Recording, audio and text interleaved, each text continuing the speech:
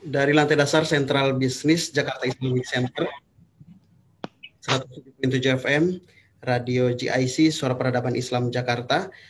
Alhamdulillahirrahmanirrahim, senang sekali di kesempatan siang hari ini saya Andi Umar hadir kembali menyapa mitra GIC dengan satu program yang akan segera kita hadirkan dan bisa kita ikuti bersama, Bincang Bisnis Muslim. Hari ini kita sudah memasuki edisi yang ke-38. Satu topik sudah kami siapkan menemani mitra JIC hari ini tentang pro kontra setoran dana haji. Dan kalau kita lihat headline baik media cetak, media online, media elektronik, semua beragam menginformasikan dari framing atau sudut pandang yang berbeda-beda begitu ya. Karena memang hari ini sangat hangat sekali info ini gitu ya tentang pro kontra setoran dana haji. Dan untuk itu mitra JIC kami dari Radio GIC dan JIC TV juga rasanya dengan kedua narasumber yang akan menemani kita kurang lebih 60 menit ke depan akan berikan satu informasi untuk kaum muslimin khususnya dalam hal ini dengan konsumsi informasi yang sudah dihadirkan dari beberapa media yang hari ini kita tangkap bersama begitu ya. Nah untuk itu mitra JIC sangat tepat sekali untuk Anda saat ini bergabung bersama kami baik melalui FM 107.7 atau juga melalui audio streaming di www.islamicstripcenter.or.id. Untuk itu mitra JIC kami juga akan menyapa mitra dengan tanggapannya dari apa yang akan kita diskusikan bersama ini. Baik mitra, kami akan kenalkan terlebih dahulu untuk Anda terkhusus bagi mitra JIC yang baru saja bergabung bersama kita, kedua narasumber kita. Yang pertama hari ini aktif di Ikatan Akuntan Indonesia dan beliau juga sebagai akademisi dan beliau juga penulis yang berhubungan dengan akuntansi syariah begitu ya. Dr. Kausar Rija Salman sudah hadir bersama kita. Andi akan sapa terlebih dahulu. Dr. Kausar, Assalamualaikum. Dr. Kausar, apa kabar? Waalaikumsalam warahmatullahi wabarakatuh. Kabar baik, Bang Andi. Alhamdulillah. Gimana kabarnya Bang Andi? Alhamdulillah sehat hari ini berkat dokter doa selalu untuk kesembuhan saya dan kesehatan saya. Alhamdulillah hadir bersama Dr. Kausar hari ini. Terima kasih dok sudah hadir bersama kita. Dan yang kedua kita juga akan kenalkan juga narasumber kita. Beliau juga aktif hari ini sebagai pengurus Ikatan Akuntan Indonesia dan hari ini juga sebagai akademisi dan peneliti yang juga berhubungan sangat erat dengan akuntan syariah dan hari ini juga sebagai Kaprodi di Universitas Hayam Wuruk Perbanas Surabaya bersama kita Dr. Nanang Sonaji. Assalamualaikum Dr. Nanang, apa kabar? Waalaikumsalam warahmatullahi wabarakatuh. Alhamdulillah sehat Bang Andi. Terima kasih dok sudah hadir bersama kita. Bagaimana aktivitas di hari ini Dr. Nanang, seperti apa? Ya, Alhamdulillah ini baru selesai menerima kunjungan dari teman-teman di Universitas Gorontalo, Sulawesi Bang Andi. Wah asik banget ya. Ada sahabat baru, teman baru, inspirasi baru ya dok ya. Iya. Iya. Baik, Andi Umar juga menyapa terus para peserta kita di Zoom bergabung bersama kita. Dan Andi harapkan mitra JIC yang saat ini sudah bergabung pasti menyimpan banyak pertanyaan, entah perwakilan dari diri sendiri, lembaga, atau juga mitra JIC dari komunitasnya, atau mungkin orang tua, karena hari ini sudah tidak asing lagi publik menilai begitu ya tentang bagaimana dana haji ini. Ada yang angle-nya atau framing-nya boleh nggak sih dana haji itu diinvestasikan gitu kan? Atau saat ini yang sudah mendaftar dengan atau calon jamaah haji ada kepikiran untuk ditarik ulang kembali dana yang sudah disetorkan gitu kan, aman atau tidak begitu ya. Dan hal-hal yang menarik untuk kita diskusikan bersama. Terus terkait dengan akad juga nih, karena kita dengan pemerintah melalui BPKH atau Badan Pengelola Keuangan Haji, bagaimana sesungguhnya, dan ini akan kita kupas bersama. Sudah hadir bersama kita kedua narasumber. Untuk itu Andi akan tersapa terlebih dahulu juga untuk mitra JIC yang bergabung bersama kami di FM 107.7 dan juga melalui audio streaming di www.islamicstripcenter.or.id. Baik, Dr. Kausar, seperti sebelumnya kita akan berikan kesempatan pertama untuk mengupas lebih awal tentang pro dan kontra setoran dana haji seperti apa. Tafadhol Dr. Kausar. Baik, terima kasih Bang Andi. Assalamualaikum warahmatullahi wabarakatuh. Waalaikumsalam warahmatullahi wabarakatuh. Alhamdulillah wassalatu wassalamu ala asyrafil anbiya'i wal mursalin wa ala alihi wa ashabihi ajmain. Senang sekali Bang Andi, Dr. Nanang dan rekan-rekan pendengar setia Radio Jakarta Islamic Center dalam kegiatan kita yang diselenggarakan rutin setiap Kamis jam 2 ya di Bincang Bisnis Muslim. Alhamdulillah tidak terasa Bang Andi, kita sekarang sudah masuk di edisi yang ke-38. Ya.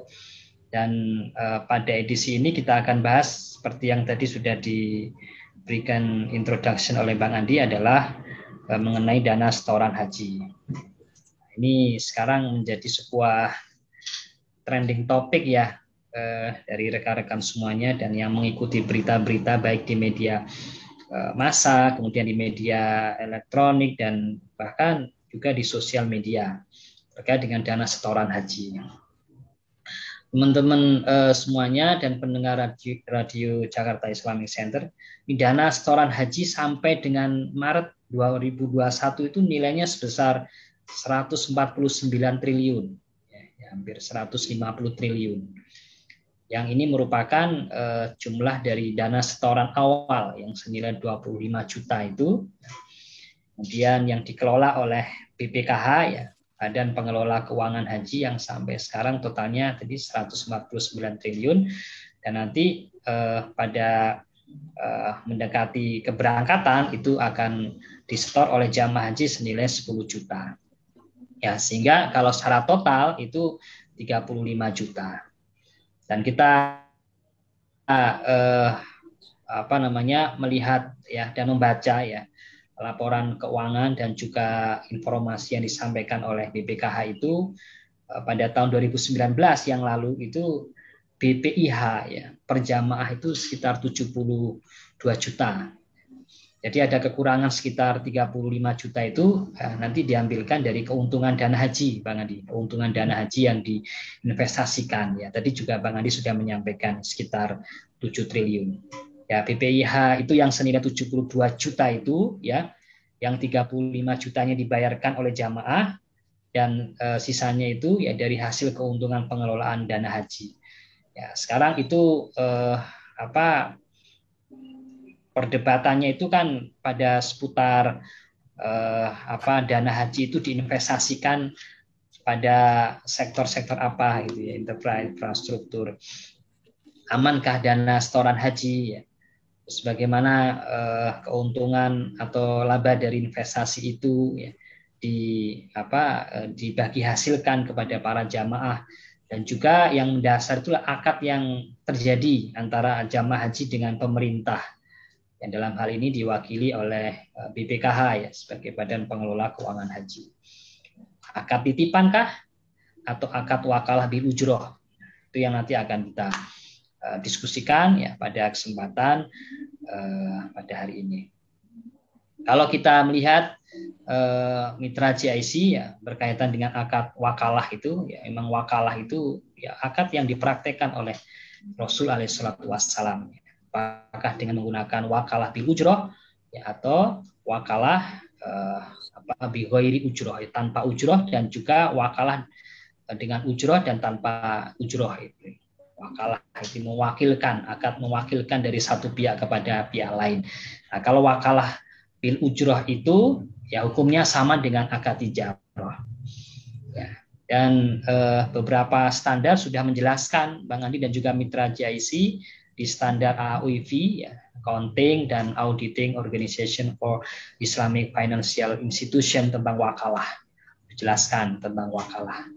Wakalah pada dasarnya dalam akad wakalah itu nggak ada batas waktunya karena wakil itu bisa diberhentikan kapan saja. Akad wakalah itu boleh juga dibatasi waktunya juga bila disepakati oleh kedua belah pihak. Dan wakalah itu akan berakhir secara otomatis dengan berakhirnya waktu. Ini salah satu cuplikan aja dari standar AAUIV tadi terkait dengan wakalah. Kemudian jadi karena wakalah itu dibolehkan ya sekarang kita lebih masuk kepada akad yang terjadi antara ya badan pengelola keuangan haji tadi ya dengan para jamaah haji. Pada asalnya dana BPIH itu kan merupakan dana milik calon jamaah haji, Bang Andi. Jadi milik calon jamaah haji secara perorangan lah. Ya. Dana milik calon jamaah haji itu ya kemudian terkumpul ya dan dikelola oleh pengelola. Dalam hal ini pengelolanya mudhoribnya adalah BPKH ya. Dan selain juga itu dikembangkan juga dan diinvestasikan. Kalau bahasanya ditasorufkan oleh badan pengelola keuangan haji. Ya, sehingga kalau kita melihat akad ya kesepakatan yang terjadi antara jamaah haji ya dengan pengelola keuangan haji itu akad wakalah, Bang Andi. Akad wakalah itu sampai dengan dana itu ya dibelanjakan oleh pemerintah RI ya, dibelanjakan ya dalam rangka untuk ya penyelenggaraan ibadah haji ya, baik untuk akomodasi, baik untuk konsumsi ya, baik untuk transportasi dan seterusnya. Dan kemudian diterangkan bahwa calon jamaah haji itu ya setuju dan juga sepakat ya bahwa dia itu mewakilkan kepada pengelola. Jadi untuk mengelola, untuk mengembangkan, untuk menginvestasikan atau mentasarufkan kepada badan pengelola keuangan haji.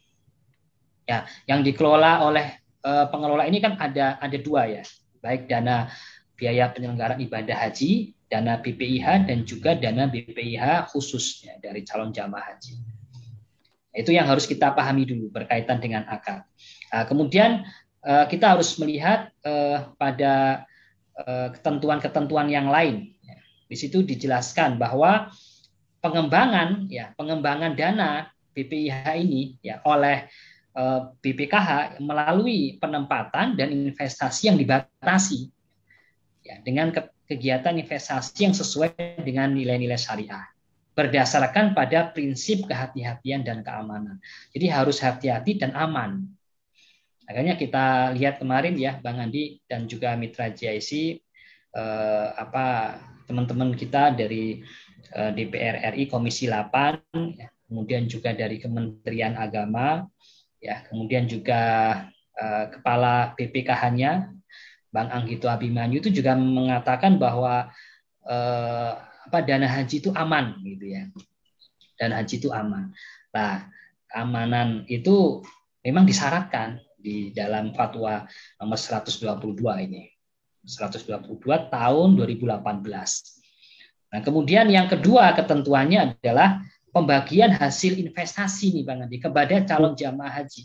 Iya. Jadi karena di sini adalah dananya calon jamaah haji kemudian dikelola diinvestasikan oleh wakilnya lebih BPKH, kemudian ada hasilnya, maka hasilnya dibagi hasilkan kepada para calon jamaah haji. Nah, kemudian pembayaran digunakan untuk ya pembayaran biaya penyelenggaraan ibadah haji. Yang tadi kita sampaikan BPIH itu bisa per jamaah itu 70-an juta lah, Bang. 70-an juta. Yang 35 juta itu diambilkan dari dana jamaah haji, setoran jamaah haji, dan sisanya bisa diambilkan dari sisa keuntungan tadi. Nah, kemudian kalau terjadi selisih lebih, ya misalnya rekening, ya dana yang ada di rekening dengan dana yang ditetapkan, ya itu maka ya harus dikembalikan kepada calon jamaah haji. Ya, dan kemudian juga dikembalikan seluruhnya ketika calon jamaah haji itu meninggal dunia atau membatalkan keberangkatan. Itu yang berkaitan dengan akad yang pertama yang harus kita pahami, Bang Andi. Mungkin nanti akan kita kembangkan lagi, dan sebelumnya saya kembalikan ke Bang Andi. Ya, baik, Dr. Kausar, terima kasih sudah membuka diskusi kita hari ini tentang pro kontra setoran dana haji.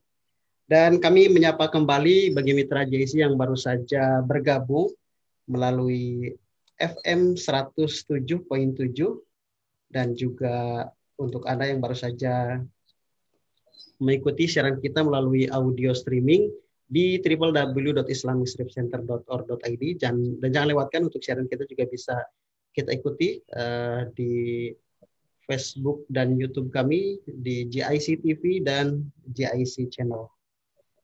Dan baik Mitra GIC, kita kembali lanjutkan bahwa tadi sampaikan di perjumpaan awal ini akad 2 kalah di haji.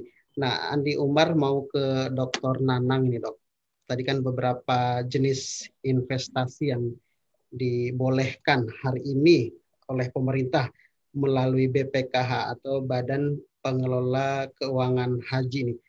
Kalau hari ini tidak untuk infrastruktur, sektor investasi dalam bidang apa saja sih Dok sebenarnya dibolehkan dari dana haji yang tadi disampaikan Dr. Kos itu dalam jumlah yang cukup besar. Per Maret itu 149,15 triliun. Ini bukan uang yang ukuran kecil atau jumlah kecil, Dok. Bagaimana sebenarnya ini? Dr. Nanang mungkin bisa berikan gambaran ini.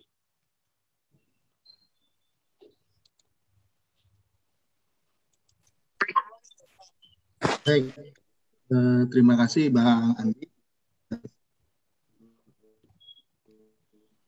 Partisipan di manapun berada, alhamdulillah. Jadi memang topik kita ini kontroversi dana haji ini semakin jadi topik yang debatable sekali, Bang Andi.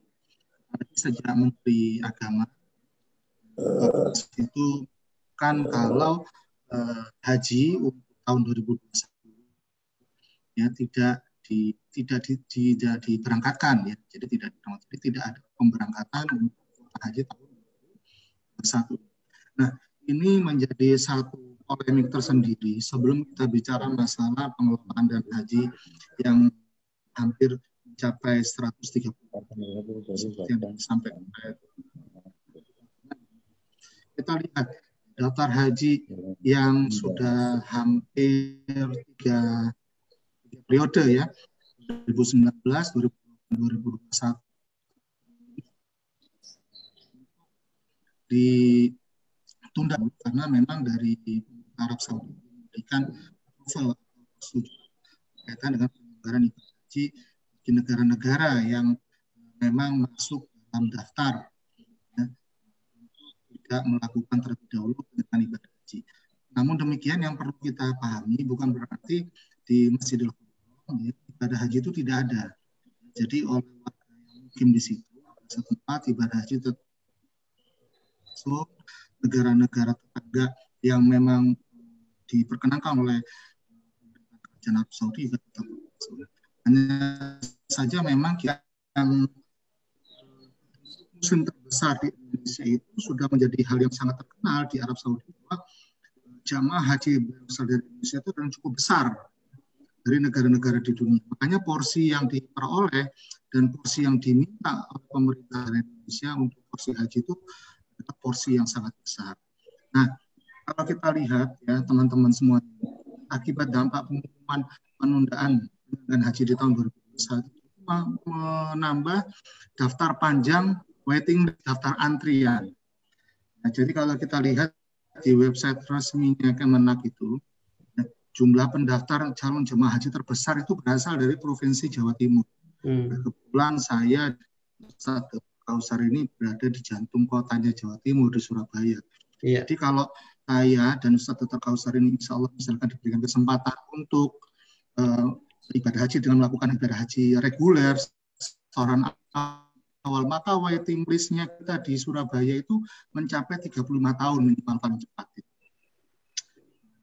Sekitar antara 32 sampai dengan 35 tahun.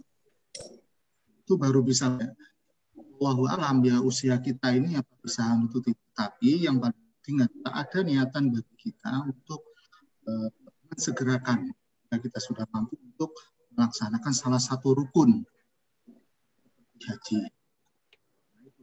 Namun juga kita lihat ya ada satu dan teman-teman lain ya, juga ada sebenarnya yang relatif lebih cepat dan itu bisa 15 tahun. 15 tahun, namun itu kalau kita lihat memang kuotanya itu hanya 60 orang. Ya, hanya 60 orang. Insya Allah diperkirakan berangkat itu hanya menunggu waiting list-nya 15 tahun. 21 ke 31. Berarti hanya 10 tahun. 10 tahun. Itu ada di Kabupaten Mahakam Ulu. Jadi saudara-saudara sekalian, teman-teman yang ingin berangkat cepat, nggak perlu nunggu terlalu lama, harus pindah keluarga pindah KTP begitu ya mungkin ya. domisili ini ke Kabupaten Mahakam Ulu kalau mau berangkat. Nah, kembali bagaimana dengan antusiasme dari teman dan saudara kita untuk mendaftarkan haji, ini akan berdampak dan berbanding lurus pada besarnya pengelolaan dan haji yang sudah disetorkan oleh para jamaah tersebut. Yang tadi ditanyakan, lalu bagaimana? Apakah kita perlu khawatirkan dan dalam bentuk apa saja investasi tersebut? Yang pertama adalah karena dana pengelolaan haji ini sepenuhnya khususnya untuk jamaah haji reguler, karena jamaah haji di Indonesia itu ada yang reguler, ada yang plus. Kalau plus itu, kemudian itu ada kerjasama antara dengan pihak pemerintah. Namun kalau yang reguler ini sepenuhnya dikelola oleh pemerintah. Nah, akad kalau tadi yang disampaikan oleh Dr. Auster berarti kita wakilkan kepada pemerintah. Kalau pemerintah itu semua investasi syariahnya dari pengelolaan dan haji itu sudah di backup oleh LPS, Lembaga Penjamin Simpanan. Apa? Di sini ada ketenangan dan ada jaminan dari si investor, dalam hal ini adalah para calon jemaah haji, bahwa dananya tidak hilang. Dananya tidak hilang, hangus apabila nanti yang namanya juga investasi ada penurunan nilai. Ada karena sudah dijamin oleh pemerintah. Itu yang perlu saya sampaikan, jadi supaya kita ini menjadi lebih tenang, karena memang apa setorannya itu kan sekarang itu 25 juta itu Bang. Untuk mendapatkan satu porsi kita setor 20 juta setorkan ke bank yang telah ditunjuk oleh Kemenak, setoran awal itu untuk mendapatkan porsi. Padahal berangkat kita masih 30 tahun ke depan. Pertanyaannya adalah mulai tahun ini sampai 30 tahun ke depan, dana 25 juta itu dikelolanya dalam bentuk apa? Terus manfaatnya buat saya ketika saya sudah setor 25 juta apa? Nah, itu yang tadi kita bahas. Jadi insya Allah dana itu dikelola dalam portfolio instrumen syariah yang telah dilindungi. Tujuannya apa? Supaya 25 juta tidak terjadi penurunan daya beli. Coba kita bayangkan kalau kita sekarang tahun 2021 kita setor 25 juta, 30 tahun ke depan 20 juta itu daya beli 4 atau 1/5 jadi ongkos keseluruhan. Kalau yang terakhir lalu katakan saja 38 juta haji keseluruhan atau 40 juta, harapannya kalau kita sudah setor 25 kan kita tinggal tambahin 15 juta bagian porsi untuk uang saku sekitar berapa real seperti itu. Namun bagaimana nanti kalau 30 tahun ke depan? Apakah memang kita nanti setoran awal 20 juta nambahnya hanya 15 juta atau 20 juta? Ya, bisa jadi tambahan kita menjadi 50 juta. Karena apa? Daya beli rupiahnya sudah semakin rendah. Nah, inilah yang mungkin yang dipikirkan oleh para pengelola dana haji supaya nanti para jemaah haji yang sudah setor ketika nanti terjadi pemberangkatan kan harus ada pelunasan. Itu penambahan untuk lunasinya tidak terlalu besar. Bagaimana supaya tidak terlalu besar? Ya tadi yang disampaikan oleh Dr. Kautsar, ketika ada keuntungan di sana maka pembagian hasil dari keuntungan investasi instrumen syariah oleh kepada para itu mungkin Bang Andi sebagai saya kembalikan ke Bang Andi. Iya, baik, Dr. Nanang. Baik, Dr. Kautsar dan juga Dr. Nanang, kita hari ini juga bersemangat juga karena banyak para partisipan yang hari ini juga punya travel dan cukup variatif. Ada Pak Imam Basori, ada Pak Agus Rianto, Pak Aswerdi, dan nantinya pasti diskusi kita hari ini terus semakin menarik begitu ya. Nah, kita kembali dulu sebentar sebelum kita nanti kami berikan kesempatan kepada para partisipan yang ingin bergabung. Bisa jadi ini nanti yang ditanyakan juga mewakili sekian, tidak lebih 50 juta, sekitar 50 juta yang hari ini sedang menunggu antrian untuk pemanggilan haji begitu ya. Dan juga kalau tidak salah informasi ada sekitar 1.300 dalam tiap hari yang mendaftarkan dirinya untuk haji begitu ya. Artinya para Bapak yang bergabung di partisipan ini juga bisa bertanya langsung kepada Dr. Kautsar dan juga Dr. Nanang. Nah, Dr. Kautsar kembali, kalau tadi disampaikan bahwa kita akan dua kala antara kita dengan pemerintah dan pemerintah dalam hal ini diwakili oleh BPKH begitu ya. Nah, sebenarnya mekanisme untuk pembagian laba dari investasi oleh BPKH seperti apa sih, Dok? Artinya jawaban ini harapan kita sedikit mengurangi pro dan kontra yang ada di tengah masyarakat saat ini, terus bagi para calon jamaah haji yang sudah mendaftarkan dirinya dan hari ini mungkin tinggal menunggu antrian gitu ya. Seperti apa sih, Dok, sebenarnya? Baik, terima kasih Bang Andi. Salam kenal juga buat Pak Imam Basori dan Pak Aswardi dan juga yang lain. Menarik kalau kita melihat dari sisi bagi hasilnya dari dana yang ditasorufkan ya, dikelola ya, dikembangkan. Memang di dalam fatwa itu disampaikan ya, boleh ditasorufkan ya pada hal yang produktif yang memberikan keuntungan. Misalnya di bank syariah, ya, misalnya diinvestasikan dalam bentuk suku, ya, misalnya surat berharga syariah negara, misalnya pada efek syariah. Ya, dan kita lihat kalau pada laporan keuangan dan juga paparan dari BPKH ya Juni 2021 itu memang kita lihat di laporan keuangan itu kita lihat komposisinya itu penempatan pada bank syariah itu cukup besar Bang Andi. Tahun 2019 itu 43,68%. Ya. Kemudian investasi jangka pendek short term investment itu 8,04%. Ya. Dan yang lebih banyak lagi investasi jangka panjang 48,28%. Cuman jangan buru-buru kita berpikiran negatif. Investasi jangka panjang ini dipakai untuk membangun tol atau yang lain gitu ya mungkin Bang Andi ya. Sehingga kita harus melihat pada pada sisi di dalam paparan BPKH itu dijelaskan ya dalam rangka ya untuk membangun ekosistem perhajian ini Bang Andi. Memang di situ untuk industri penerbangan haji dan umroh, ya untuk investasi hotel ya, bersama dengan mitra yang ada di Arab Saudi ya. Misalnya juga untuk usaha catering, makanan Indonesia yang ada di Arab Saudi ya.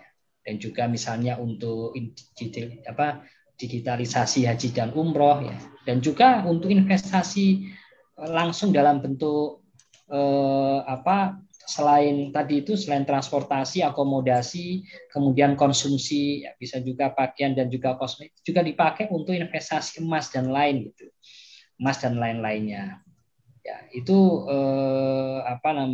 ya baik emas batangan atau produk-produk perbankan ya syariah di situ.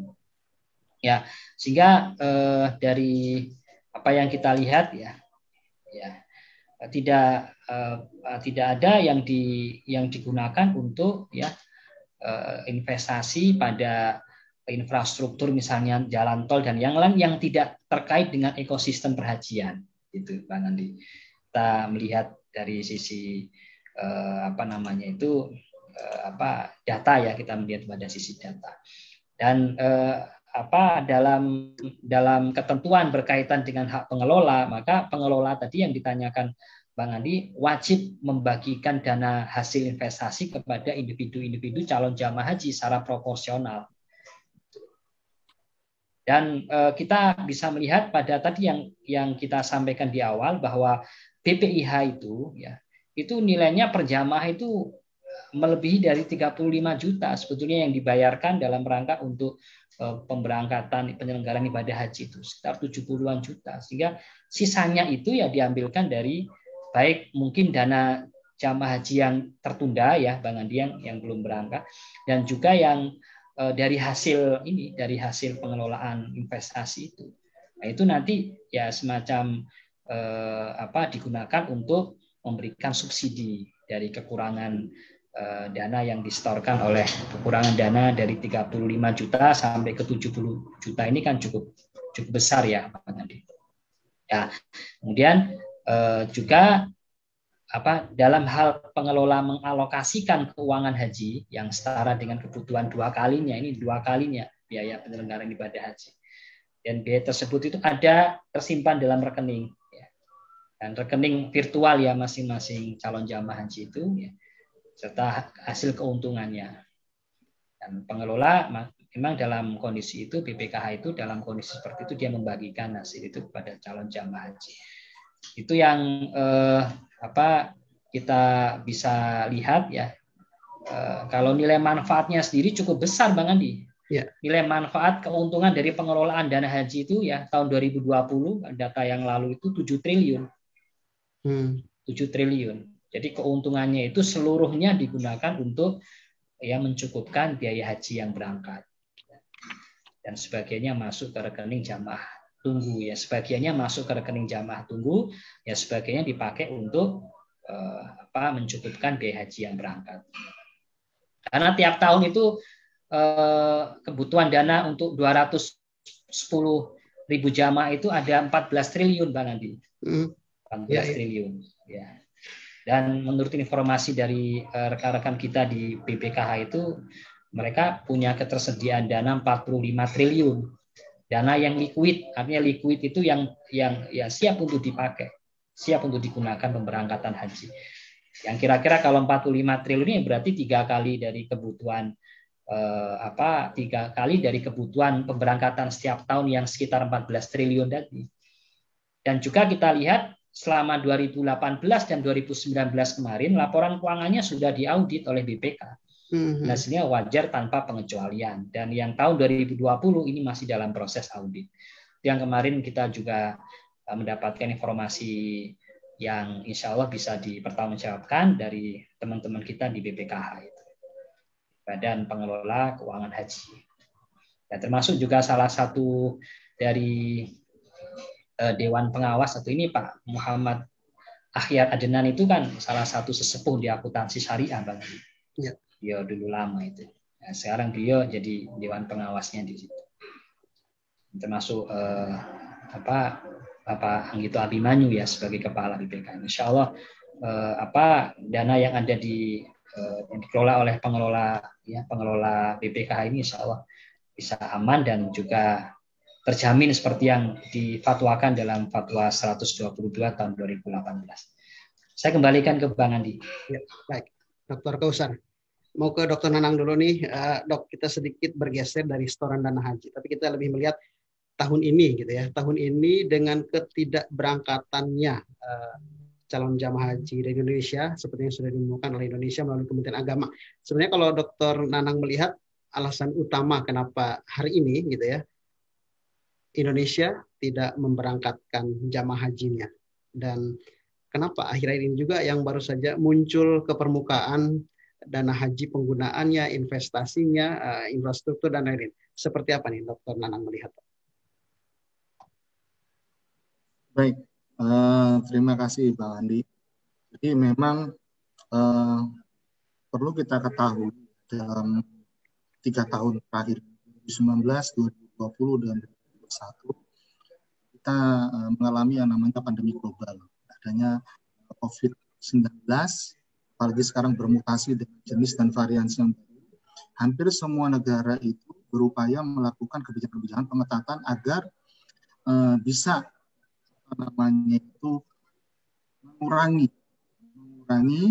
pertumbuhan warga negaranya yang terdampak atau yang terkena virus corona tersebut. Nah, tidak terkecuali ini kerajaan Arab Saudi. Salah satu motivasi dan alasannya utama adalah masalah pandemi global ini.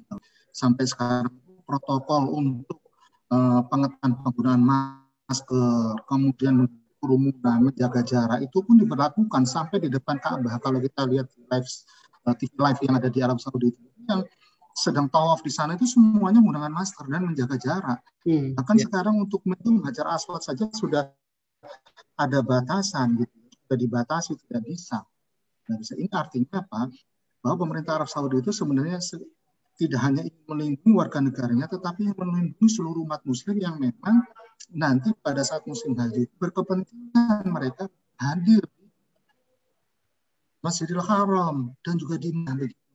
Oleh karena itu kemudian pemerintah Arab Saudi juga sangat berhati-hati sekali ya untuk mengeluarkan kira-kira negara mana yang diperbolehkan. Jadi alasan utamanya itu karena dikhawatirkan nanti memberikan mudarat yang lebih besar meskipun haji suatu wajib. Tapi memang kondisi seperti saat ini sangat rentan sekali. Kita lihat saja pada saat sebelum pandemi bagaimana begitu antusiasme negara-negara muslim, negara muslim haji. Kita lihat ketika tawaf, ketika Jawa Masjidil Haram Nabawi di Madinah itu bukan pun demikian, kemah-kemah tenda semuanya penuh. Mungkin punya kesempatan atau ruang untuk oleh karena itu jangan sampai kemudian ini akan muncul wabah-wabah musibah di negara tetangga di India, bagaimana kerumunan itu sangat langsung berefek pada COVID secara cepat. Yang adanya kerumunan massal pada saat itu ini adalah mandi bersama. Ini kira-kira yang menjadi dasar utama. Mengapa itu belum memberikan izin. Dan sebenarnya pemerintah kita agama itu juga sudah berusaha untuk meyakinkan agar diberikan kesempatan dan peluang.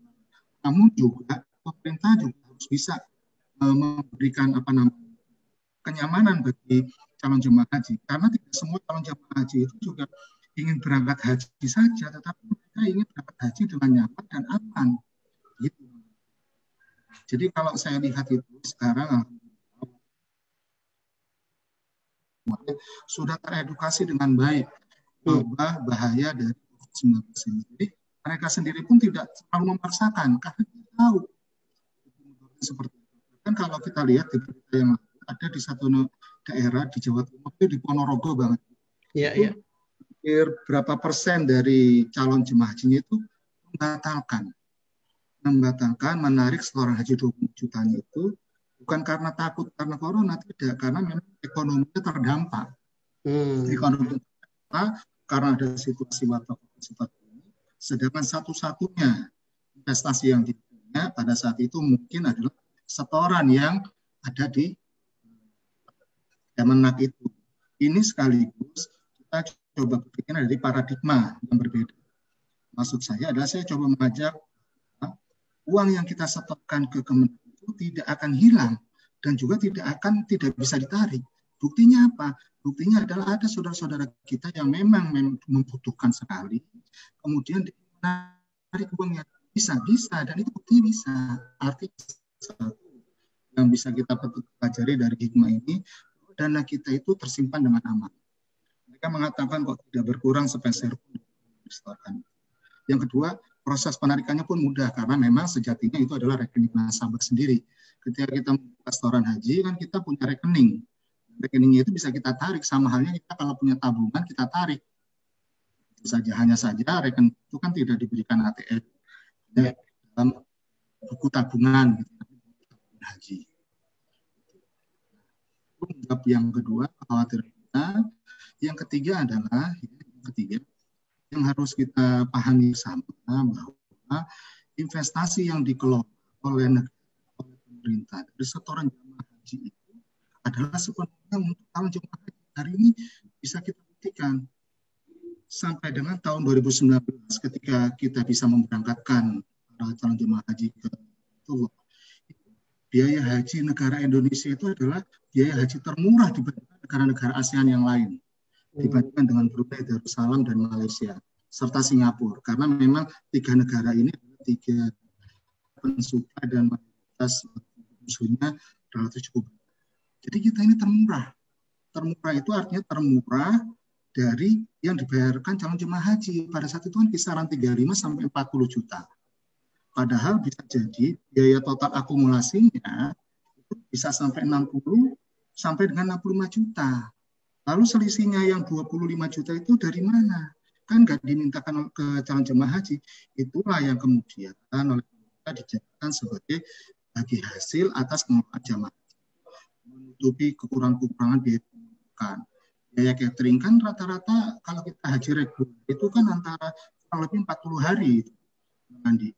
40 hari itu kan kita juga terus harus melakukan apa namanya, ada pembukaan, ada biaya konsumsi, itu semuanya kan sudah ditanggung oleh pemerintah dari setoran jamaah haji yang besarnya pada satu kurang lebih kisaran 35 sampai 40 lah. Artinya apa di sini? Saya sepakat dengan kita mencoba positive thinking pemerintah, karena saya pemerintah ini juga sangat berhati-hati sekali. Pak Andi lalu instruksi Presiden Pak Jokowi sudah mengatakan haji harus lebih berhati-hati karena memang ini menjadi sorotan publik.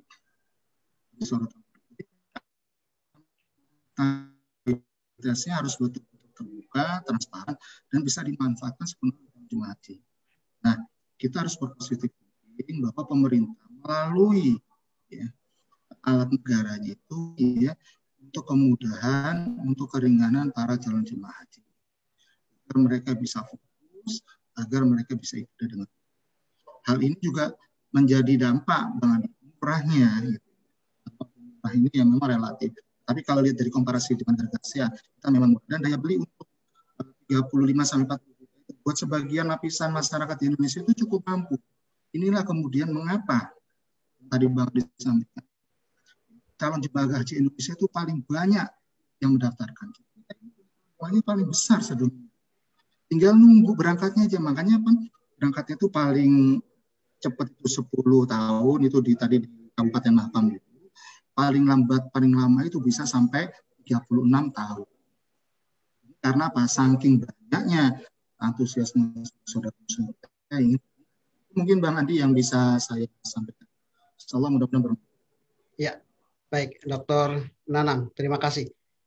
Alhamdulillah sekali lagi Andi Umar kembali mengucapkan syukur hari ini karena selain kita bertiga, selain bersama dengan partisipan, bersama mitra JC yang saat ini terus bergabung bersama kami di 107.7 FM dan juga melalui audio streaming di www.islamicservicecenter.org.id. Kita akan menyapa khusus juga untuk Pak Imam Basori, Pak Agus Rianto, Pak Aswerdi. Kembali ke Pak Imam Basori, mungkin Andi Umar akan berikan waktu khusus nih karena sebagai pengelola Tour and Travel, juga Pak Agus Rianto. Mungkin ke kita sapa Pak Agus Rianto dulu. Assalamualaikum Pak Agus. Masih bersama kami? Ya. Silakan di-unmute dulu Pak Agus. Mungkin Pak Agus punya catatan dari diskusi kita hari ini sebagai pengelola Tour and Travel, mungkin bisa berikan tanggapan bersama kami dari diskusi kita hari ini atau hal-hal yang menjadi PR besar sebagai pengelola travel nih. Seperti apa sih Pak Agus? Oh gitu, baik. Kita ke Pak Imam Basori dulu. Pak Imam Basori, Assalamualaikum Pak Imam Basori.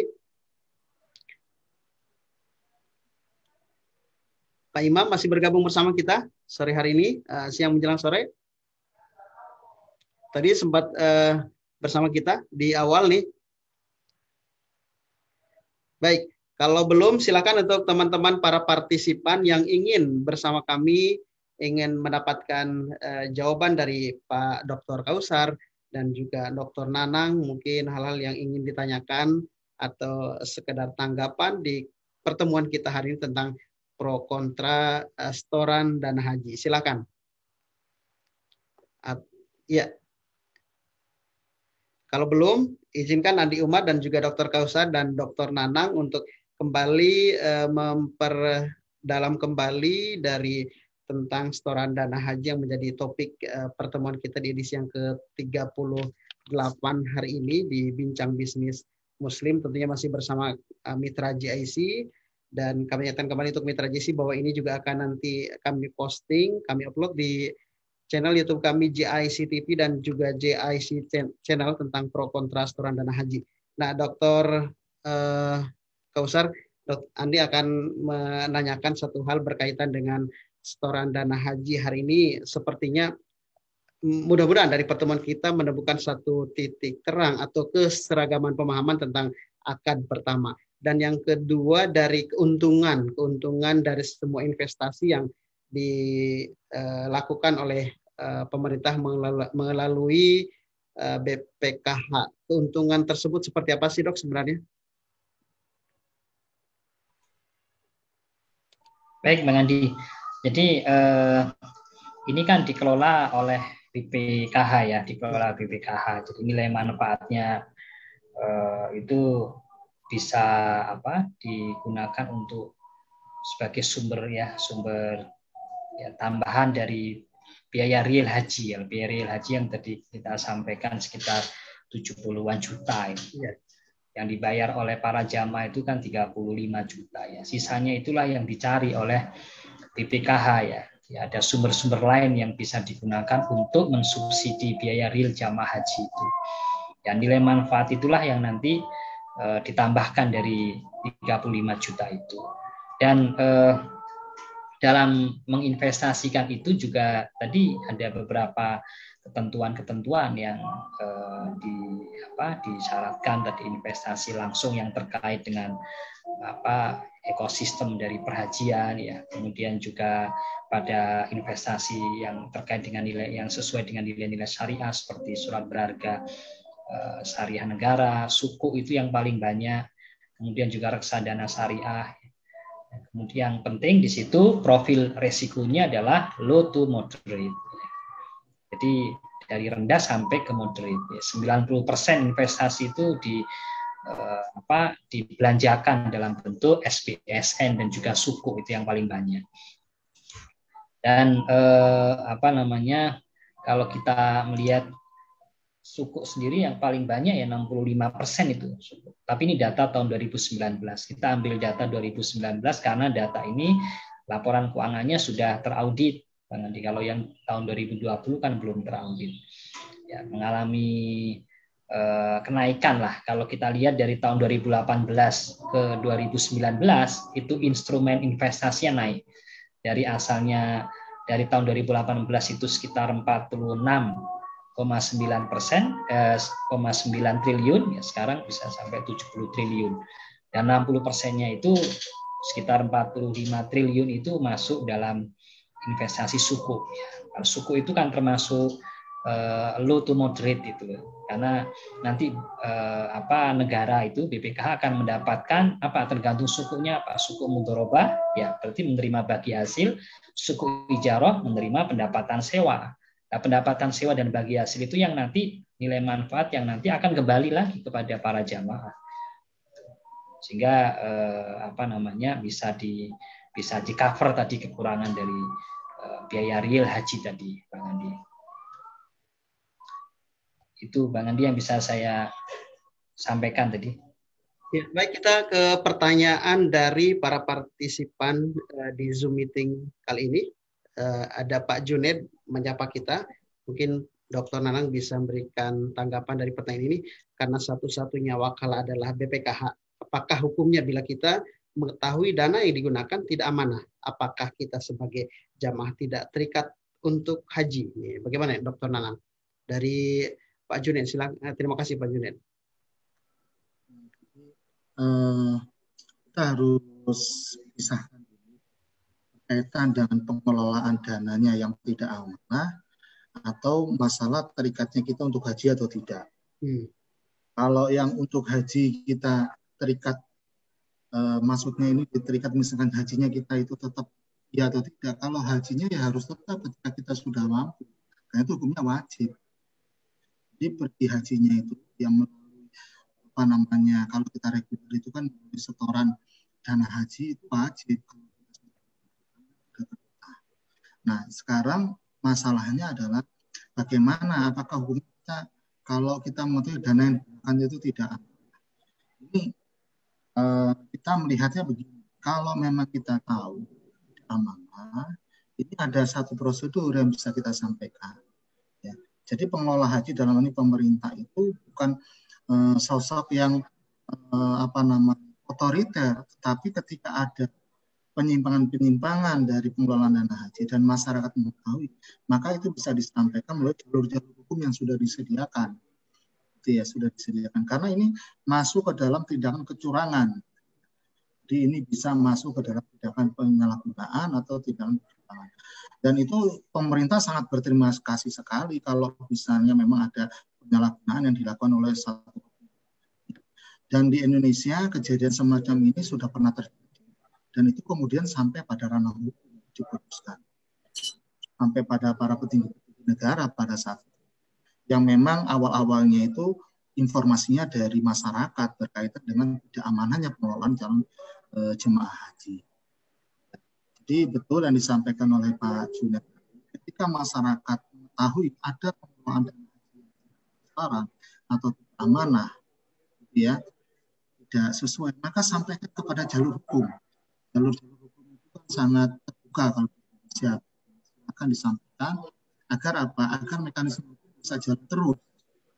Jadi kita manfaatkan jalur hukum itu mencari bukti dan mengembalikan tugas negara yang seharusnya adalah mengelola dana haji dengan amanah dan melindungi investasi para calon jemaah haji. Jadi begitu. Jadi saya mencoba memilah dua pertanyaan dari Pak Junet ini seperti itu, Bang Andi. Dan mudah-mudahan Pak Junet juga bisa memahami. Itu mungkin Bang Andi yang bisa saya sampaikan. Ya, baik. Terima kasih Dr. Nanang sudah memberikan tanggapan dari pertanyaan Pak Junet ya. Pak Junet, terima kasih sudah bergabung bersama kita di siang menjelang sore hari ini. Kita sudah berada di penghujung kebersamaan di Bincang Bisnis Muslim edisi ke-38 tentang pro kontra setoran dana haji. Dr. Nanang dan juga Dr. Kausar, seperti biasa kita ingin mendapatkan satu catatan akhir atau closing statement tentang pertemuan kita ini tentang pro kontra setoran dana haji, sekaligus juga sedikit kita memberikan jawaban dari catatan akhir ini tentang sempat trending topiknya hashtag Anfaedah Kementerian Agama dikemanakan dana haji. Mungkin kedua closing statement ini memberikan kesimpang siuran dari apa yang terjadi di tengah-tengah masyarakat kita hari ini. Silakan Dr. Kausar. Baik, terima kasih Bang Andi. Alhamdulillah kita sudah bisa menyampaikan tadi dan juga sekaligus meluruskan ya. Mudah-mudahan apa yang kita sampaikan ya memberikan pencerahan dari sisi ya memang kita dalam menyampaikan sesuatu ya harus berbasiskan data ya, data dan kemudian regulasi. Regulasi kita kalau di sini ya tentu fatwa.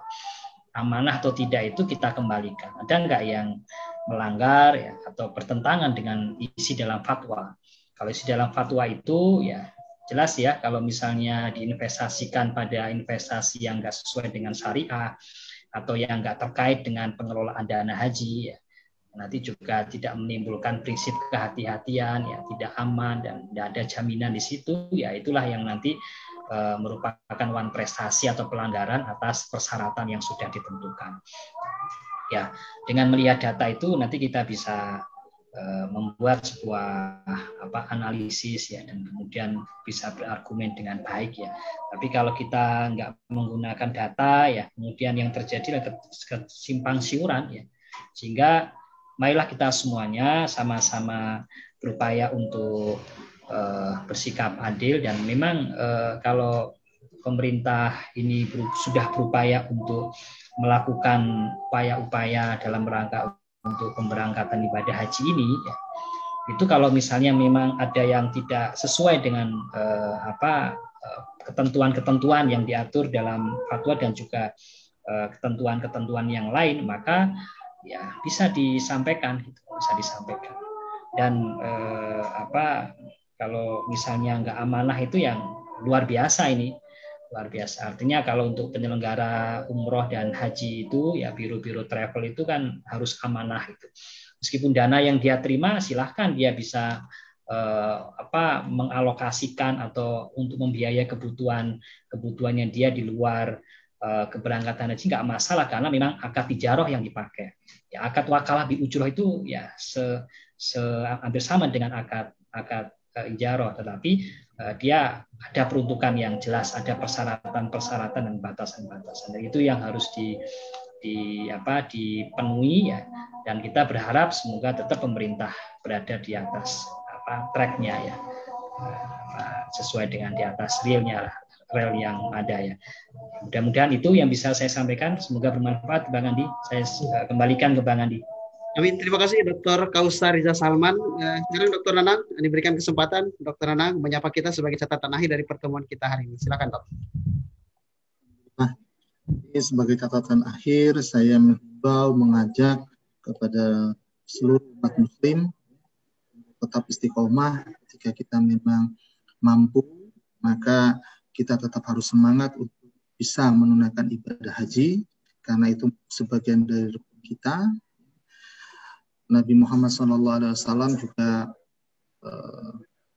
pernah bersabda bahwa amal itu tergantung dari niatnya, dan seseorang itu hanya mendapatkan sesuai dengan niatnya. Innamal a'malu.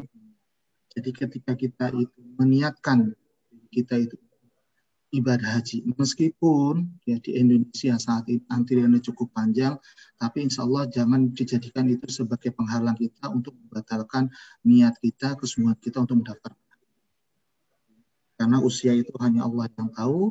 Kita niatkan semuanya untuk lillahi ta'ala, insya Allah itu semuanya nanti akan menjadi catatan amal baik kita.